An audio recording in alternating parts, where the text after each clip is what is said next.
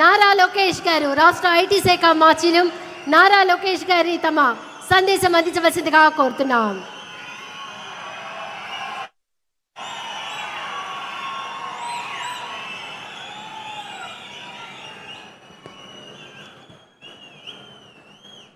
ఓం నమో వెంకటేశాయ. ఓం నమో వెంకటేశాయ. ఓం నమో వెంకటేశాయ. గౌరవ ముఖ్యమంత్రి శ్రీ నారా చంద్రబాబు నాయుడు గారికి, సినిమాలో పవర్ స్టార్, రాజకీయాల్లో జనసేనాని, ఎక్కడ తగ్గాలో తెలుసు, ఎక్కడ నెగ్గాలో కూడా తెలుసు. నాకు సొంత అన్న లేని లోటు తీర్చిన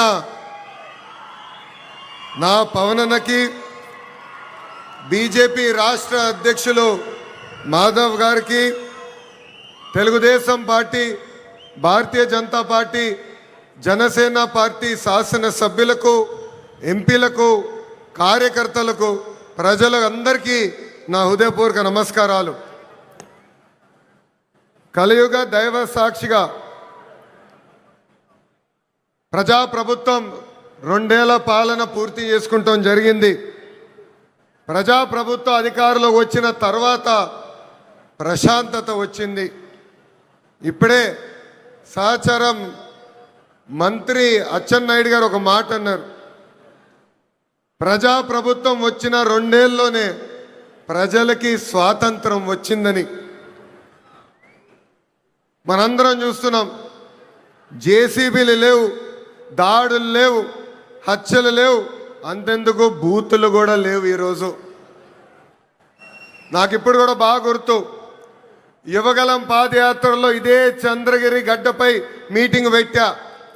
ఆనాడే చెప్పా, వెంకటేశ్వర స్వామి జోలికి వెళ్ళొద్దు, మాడి మసైపోతామని ఆనాటి ముఖ్యమంత్రికి నేను హెచ్చరిక జారీ చేశా. కానీ నా మాట ఇన్లా, దేవుడితో పెట్టుకున్నారు. ఇప్పుడు వాళ్ళ పరిస్థితి ఏంటో ప్రజలందరూ ఒక్కసారి ఆలోచించాలి. విశ్వవిఖ్యాత నడ సార్వభౌమ స్వర్గశ్రీ నందమూరి తారక రామారావు గారికి సీమ అంటే చాలా ప్రేమ. ఆనాడు కరువు వస్తే జోలు పట్టుకుని సీమ ప్రజల్ని ఆదుకున్న వ్యక్తి ఎన్టీఆర్. అంతేకాదు, తెలుగు గంగా గాలేరు నగర్ని ప్రాజెక్ట్ని తయారు చేసింది ఎన్టీఆర్. మహిళలకి ప్రత్యేకంగా విశ్వవిద్యాలయం ఏర్పాటు చేసింది ఎన్టీఆర్. నిత్యం అన్నదానం కూడా ప్రారంభించింది ఎన్టీఆర్. ఇప్పుడున్న రాజకీయాల్లో విరాట్ కోహ్లీ మన చంద్రబాబు నాయుడు గారు. అవతల వైపు బౌలర్లు మాడుతూ ఉంటారు, కానీ బ్యాట్స్మెన్ ఓన్లీ వన్, అది మన చంద్రబాబు నాయుడు గారు. రాయలసీమను రాయలసీమగా మార్చిన వ్యక్తి మన చంద్రబాబు నాయుడు గారు. ఎవరికి తెలియని సమయంలో బిందు సైద్యం పరిచయం చేసి ఏకంగా రాయలసీమలో రత్నాలు పండే విధంగా చేసిన వ్యక్తి మన సిబిఎన్. హంద్రినివా సుజలా స్రవంతి ప్రాజెక్ట్ని పూర్తి చేసి చివరి నియోజకవర్గం కుప్పానికి నీరు తీసుకెళ్లిన వ్యక్తి మన సిబిఎన్. అంతెందుకు, పులివెందల కూడా నీరిచ్చిన గొప్ప వ్యక్తి మన చంద్రబాబు నాయుడు గారు. ఇప్పుడు ఏకంగా 1,00,000 కోట్ల పెట్టుబడితో మిషన్ రాయలసీమ కూడా ప్రారంభించబోయే వ్యక్తి మన ముఖ్యమంత్రి చంద్రబాబు నాయుడు గారు. 2019 నుంచి 24 వరకు గొడ్డలి పార్టీ అరాచక పాలన మనందరం చూసాం. వాళ్ళ చెల్లికి అన్యాయం చేయొద్దని అడిగిన బీసీ బిడ్డ అమర్నాథ్ గౌడ్ పైన పెట్రోల్ పోసి ఎలా తగలబెట్టారో మనం కల్లారా చూసాం. ఒక మాస్క్ అడిగినందుకు ఒక దళిత డాక్టర్ సుబ్రహ్మణ్యాన్ని పిచ్చోడు చేసి ఎలా చంపేశారో ప్రజలందరూ చూశారు. సొంత డ్రైవర్ సుబ్రహ్మణ్యాన్ని ఏకంగా గంజాయి మత్తులో చంపేసిన వాళ్ళ ఎమ్మెల్సీని మనందరం చూసాం. నంద్యాల నియోజకవర్గంలో ఒక మైనారిటీ కుటుంబాన్ని వేధిస్తున్నారు, ఈ వేధింపులు మేము తట్టుకోలేమని ఆత్మహత్య చేసుకునే పరిస్థితి మనందరం చూసాం. వైకాపా నాయకుల కన్నా వైకాపా నాయకుల కూతురు కన్నా వాళ్ళ కూతురికి ఎక్కువ మార్కులు వస్తున్నాయని ఆ కుటుంబాన్ని వేధిస్తే ఆ వేధింపులు నేను చూడలేను తట్టుకోలేనని ఆత్మహత్య చేసుకున్న మిస్బాని మనందరం చూస్తాం కూడా జరిగింది. ఆనాడు అన్నారు తెలుగుదేశం పార్టీ జెండా లేకుండా చేస్తామన్నారు, ప్రజలే ఈరోజు వాళ్ళ జెండా పీకేస్తాం జరిగింది. వై నాట్ 175 అని చెప్తే ఏకంగా టీమ్ 11 ప్రజలు వాళ్ళకి తీర్పిస్తాం కూడా జరిగింది. సిద్ధం అంటే యుద్ధానికి రెడీ అని తీర్పిచ్చింది ఆంధ్ర రాష్ట్ర ప్రజలు. అసెంబ్లీలో అడుగుపెట్టనయో అన్నారు, ఏకంగా ప్యాలెస్ గోడలు బద్దలు కొట్టి చంద్రబాబు నాయుడు గారు ముఖ్యమంత్రి చేసిన ఘనత మా పసుపు సైన్యాన్ని. ఇప్పుడు రపరప్ప అంటున్నారు. రపరప్ప అంటే చూస్తూ మేము ఊరుకోం.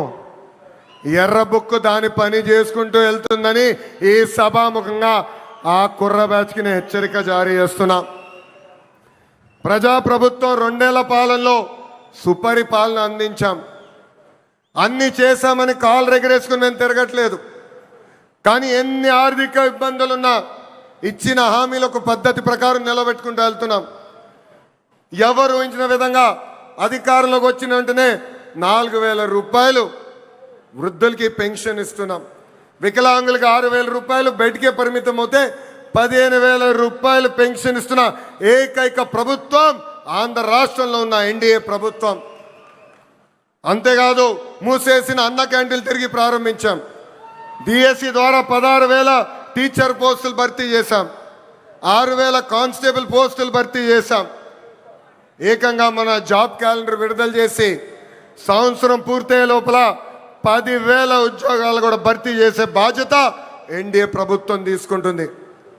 ఏకంగా చేనేత సోదరులకి హ్యాండ్లూమ్ ఉంటే 200 యూనిట్ల కరెంట్ ఉచితంగా ఇస్తున్నాం. పవర్ లూమ్ ఉంటే 500 యూనిట్ల కరెంట్ ఉచితంగా ఇస్తున్నాం. ఆటో డ్రైవర్ల సేవలో ఆదుకున్నాం.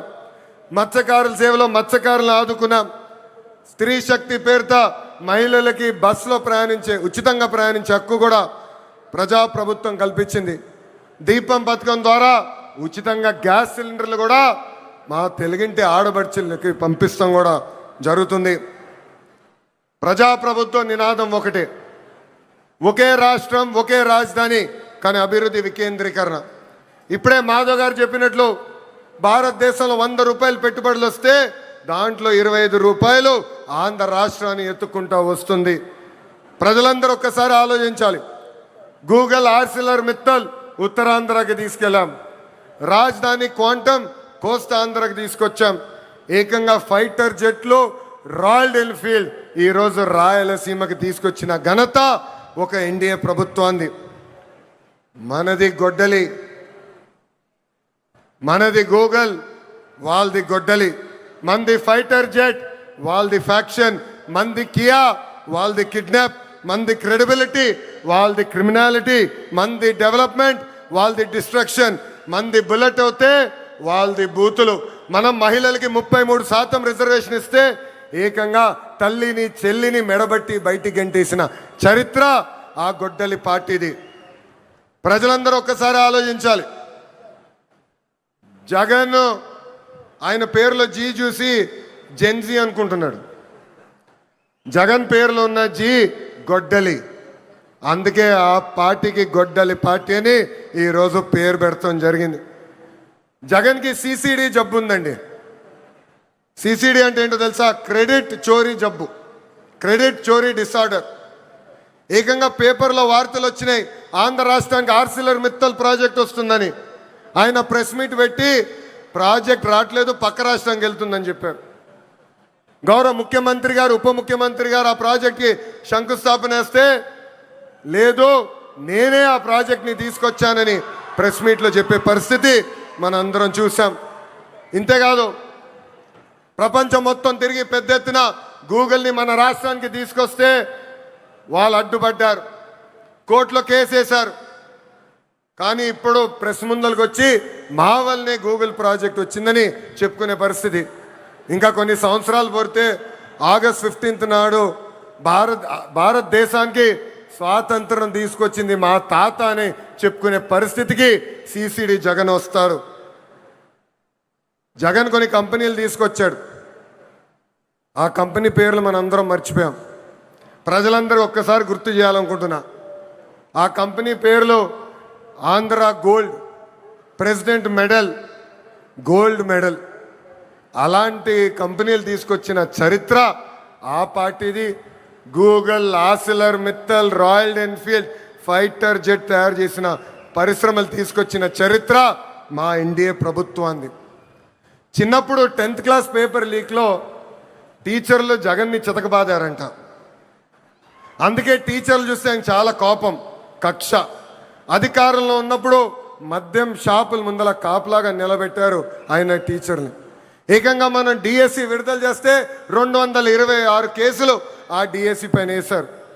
ఎవరు ఊహించిన విధంగా 150 రోజుల్లో 16,347 పోస్టులు భర్తీ చేసిన ఘనత మన ఎన్డీఏ ప్రభుత్వాన్ని. నిన్న ప్రెస్ మీట్ నేను చూసా. జగన్ నన్ను ప్రశ్నించట్లేదు, గౌరవ ముఖ్యమంత్రి చంద్రబాబు నాయుడు గారిని ప్రశ్నించట్లేదు, ఆంధ్ర రాష్ట్ర ప్రభుత్వాన్ని ప్రశ్నించట్లేదు. రాజ్యాంగం రాసిన అంబేద్కర్ గారిని ప్రశ్నిస్తున్నారు, రిజర్వేషన్ని ప్రశ్నిస్తున్నారు, రాజ్యాంగాన్ని ప్రశ్నిస్తున్నారు. అందుకే ఈ సభాముఖంగా జగన్కి నేను హెచ్చరిక జారీ చేస్తున్నా. మీరు ఎన్ని జన్మలు ఎత్తినా డిఎస్సి పూర్తి చేసి ఇచ్చిన హామీ నిలబెట్టుకున్న ఘనత మాది. మళ్ళీ డిఎస్సి నిర్వహిస్తాం. నిరుద్యోగ యువకులకి పెద్ద ఎత్తున ఉద్యోగాలు కల్పించే బాధ్యత ప్రజాప్రభుత్వం తీసుకుంటుంది. ఈ జగన్కి కనీసం దేశభక్తి అన్న కూడా లేదు. మేమందరం పోరాడి పెద్ద ఎత్తున సాగర్ డిఫెన్స్ అన్న పరిశ్రమని ఆంధ్ర రాష్ట్రానికి తీసుకొచ్చాం. వాళ్ళు ఏకంగా భారతదేశం డిఫెన్స్ కోసం బోట్లు తయారు చేసే పరిశ్రమ. కావల్లో కనీసం 1000 మంది మత్స్యకారుల పిల్లలకి ఉద్యోగాలు ఇచ్చే పరిశ్రమను మేము తీసుకొస్తే ఏకంగా వాళ్ళపైన ఆరోపణలు చేసి ఆ పరిశ్రమను కూడా తిప్పి పంపించాలని ప్రయత్నించారు. ఇప్పుడు విశాఖ ఉక్కు పైన కూడా మాట్లాడుతున్నారు. 2 సార్లు విశాఖ ఉక్కు సంక్షోభంలో పడితే ఆ ఉక్కు ఫ్యాక్టరీని కాపాడిన ఘనత, చరిత్ర ఒక ఎన్డీఏ ప్రభుత్వాన్ని. ఆనాడు ప్రధానిగా నరేంద్ర మోడీ గారు, ముఖ్యమంత్రిగా చంద్రబాబు నాయుడు గారు ఇద్దరు కలిసికట్టుగా పోరాడి విశాఖ ఉక్కుని ఒక్కసారి కాపాడారు. దాని ముందల వాజ్పేయి గారు ప్రధానమంత్రిగా ఉన్నప్పుడు, చంద్రబాబు నాయుడు గారు ముఖ్యమంత్రిగా ఉన్నప్పుడే మళ్ళీ విశాఖ ఉక్కుని మనం కాపాడుకుంటాం జరిగింది. మన విశాఖ ఉక్కులో ఒక యాక్సిడెంట్ జరిగింది. 9 మంది కార్మికులు చనిపోయారు. యాక్సిడెంట్ జరిగిన 3 గంటల్లో హోంమంత్రి గారు అక్కడికి వెళ్ళారు. 6 గంటల్లో కేంద్ర ఉక్కు శాఖ మార్చులు వచ్చారు. 12 గంటల లోపల ఏకంగా గౌరవ ఉప ముఖ్యమంత్రి గారు, నేను కూడా వెళ్తాం జరిగింది. అక్కడ కార్మికులు కలిసాం, చనిపోయిన కుటుంబాలని పరామర్శించాం. వాళ్ళకి ఒకటే హామీ ఇచ్చాం, కేవలం డబ్బులు ఇచ్చి చేతులు దులుపుకునేదానికి రాలేదు, శాశ్వతంగా మీ కుటుంబానికి అండగా నిలబడడానికి మేము వచ్చామని చెప్పాం. ఫుల్ టైం ఎంప్లాయీస్కి ఇప్పుడు ఏకంగా 2 కోట్ల రూపాయలు ఆ కుటుంబాలకి ఆదుకుంటాం జరిగింది. కాంట్రాక్ట్ ఉద్యోగస్తులు ఎవరైతే చనిపోయారో ఆ కుటుంబానికి 1 కోటి రూపాయలు ఇచ్చి ఈరోజు ఎన్డీఏ ప్రభుత్వం ఆదుకుంటుంది. ఇన్ని చేస్తున్నా అక్కడికి వెళ్ళి మా పైన ఆరోపణలు చేసి ఇచ్చే 2 కోట్లు వద్దు, 1 కోటి రూపాయలే ఇవ్వండి అని చెప్పే పరిస్థితికి వచ్చాడు పులివెందల శాసన సభ్యుడు. ఇది ప్రజలందరూ గుర్తుపెట్టుకోవాలని ఈ సభాముఖంగా కోరుతున్నాం. ప్రపంచంలో మనం ఎక్కడికి వెళ్ళినా భారతదేశ వైపు అందరు చూస్తున్నారంటే దానికి కారణం మన నమో గౌరవ ప్రధానమంత్రి శ్రీ నరేంద్ర మోడీ గారు. మొన్నే రష్యాకి వెళ్ళా, వాళ్ళందరూ ఆశ్చర్యపోయారు. ఇంత సమర్థవంతమైన నాయకత్వం భారతదేశానికి ఎలా వచ్చింది, పొలిటికల్ స్టెబిలిటీ భారతదేశానికి ఎలా వచ్చిందంటే కేవలం ఒక్క వ్యక్తి, అది మన నమో వల్లనే వచ్చిందని వాళ్ళు చెప్తాం జరిగింది. ఇతర రాష్ట్రాల్లో నమో అంటే నరేంద్ర మోడీ గారు, కానీ ఆంధ్ర రాష్ట్రంలో నమో అంటే నాయుడుజీ మోడీజీ గారి అద్భుతమైన జోడి. ఇతర రాష్ట్రాల్లో డబుల్ ఇంజన్ సర్కారు ఉంటే కేవలం ఆంధ్ర రాష్ట్రంలోనే డబుల్ ఇంజన్ బుల్లెట్ ట్రైన్ సర్కారు ఉంది. ఈరోజు ఈ డబుల్ ఇంజన్ బుల్లెట్ ట్రైన్ సర్కారు వల్లనే మనం విశాఖ ఉక్కుని కాపాడుకున్నాం. అమరావతి పోలవరానికి కావాల్సిన నిధులు తీసుకొచ్చాం. ఎప్పుడో రావాల్సిన ఏకంగా విశాఖ రైల్వే జోన్ని కూడా మనం తీసుకొస్తాం జరిగింది. ఇంతేకాదు ఫైటర్ జెట్ ఆమ్కా ప్రాజెక్ట్ని తీసుకొచ్చాం. త్వరలో కర్నూలులో కూడా హైకోర్టు బెంచ్ ఏర్పాటు చేసే బాధ్యత ఈ డబుల్ ఇంజిన్ బుల్లెట్ ట్రైన్ సర్కార్ తీసుకుంటుందని ఈ సభాముఖంగా ప్రజలందరికీ తెలియజేస్తున్నాం. రాయలసీమగా మార్చిన ఘనత ఎన్డీఏది. 1,00,000 కోట్ల పెట్టుబడితో ఈరోజు మిషన్ రాయలసీమకి మనం శ్రీకారం చుడుతున్నాం. రాయల్ ఎన్ఫీల్డ్ వచ్చింది సీమకి, ఎల్జీ ఎలక్ట్రానిక్స్ వచ్చింది సీమకి, ఏసీ తయారు చేసే కెరియర్ వచ్చింది మన సీమకి. అంతేకాదు రిలయన్స్ ఇండస్ట్రీస్ కూడా వచ్చింది మన సీమకి. That is the commitment of NDA government for Rayalaseema అని ఈ సభాముఖంగా తెలియజేస్తున్నాం. తెలుగుదేశం పార్టీ, జనసేన, భారతీయ జనతా పార్టీ అనేది ఒక పెద్ద కుటుంబం. కుటుంబం అన్నప్పుడు చిన్న సమస్యలు రావచ్చు. మనందరం కూర్చుని మన సమస్యలు పరిష్కరించుకోవాలి. ఆ బాధ్యత ఇక్కడున్న నాయకులందరిపైన ఉంది. కూటమి ధర్మాన్ని అందరం కలిసికట్టుగా కాపాడుకోవాలి. అహంకారం మనకు వద్దు. అహంకారం వస్తే ఏమవుతుందో మనందరం చూసాం. 151 స్థానాలు 11 అయినాయి. ఇది మనందరం గుర్తుపెట్టుకొని ప్రజల్లోకి వెళ్దాం, ప్రజల్లో చైతన్యం తీసుకొద్దాం, ప్రజలకి అండగా నిలబడదామని ఈ సభాముఖం మిమ్మల్ని అందరినీ నేను కోరుతున్నా. ప్రజాప్రభుత్వం కొనసాగింపు అనేది చాలా చాలా అవసరం. మనం చూసాం ఒక గుజరాత్, ఒక ఒరిస్సాలో వరుసగా ఒకే ప్రభుత్వ అధికారంలోకి వచ్చగల ఎంత అభివృద్ధి చెందినాయో. పెద్ద ఎత్తున పెట్టుబడులు వచ్చినాయి, పెద్ద ఎత్తున రోడ్లు వేసుకున్నారు, కరెంట్ ఛార్జీలు తగ్గించుకున్నారు, ముందరికెళ్ళారు. కానీ ఆంధ్ర రాష్ట్రంలో 2014 నుంచి 19 వరకు ఎన్డీఏ ప్రభుత్వం, దాని తర్వాత గొడ్డలి పార్టీ ప్రభుత్వం వచ్చిన తర్వాత మనం ఎంత నష్టపోయామో మనందరూ తెలుసు. దయచేసి ఇది మనందరం గుర్తుపెట్టుకోవాలి. ప్రభుత్వం కొనసాగింపు అనేది ఎందుకు అవసరమో ప్రజలందరి దగ్గరికి వెళ్ళి చెప్పాలని ఇక్కడున్న కార్యకర్తలందరినీ నేను కోరుకుంటున్నాను. నేను ఫైనల్గా చెప్పేది ఒకటే, ఎన్డీఏతో వికాసం, గొడ్డలి పార్టీతో విధ్వంసం. గొడ్డలి పార్టీ రాష్ట్రానికి హానికరమని మనం తొక్కిన ప్రతి గడపకి చెప్పాలని ఈ సభాముఖం మిమ్మల్ని అందరినీ కోరుకుంటూ, నాకింత అద్భుతమైన అవకాశం ఇచ్చిన ప్రజలందరికీ పేరు పేరున నా హృదయపూర్వక ధన్యవాదాలు తెలుపుకుంటూ మీ అందరి దగ్గర నుంచి సెలవు తీసుకుంటున్నాం.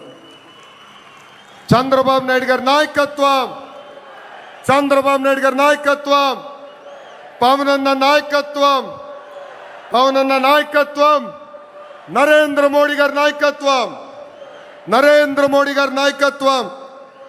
జోహార్ అన్న ఎన్టీఆర్, జోహార్ అన్న ఎన్టీఆర్. జై తెలుగుదేశం, జై తెలుగుదేశం, జై హింద్. అందరికీ నమస్కారం. యువత కళలను లక్ష్యాలుగా, లక్ష్యాలను విజయాలుగా, విజయాలను చరిత్రగా మలుస్తున్నటువంటి యువ నాయకులు రాష్ట్ర ఐటీ శాఖ మాజీలు నారా లోకేష్ గారికి హృదయపూర్వక ధన్యవాదాలు. ప్రజల కోసం పరితపించే నాయకత్వం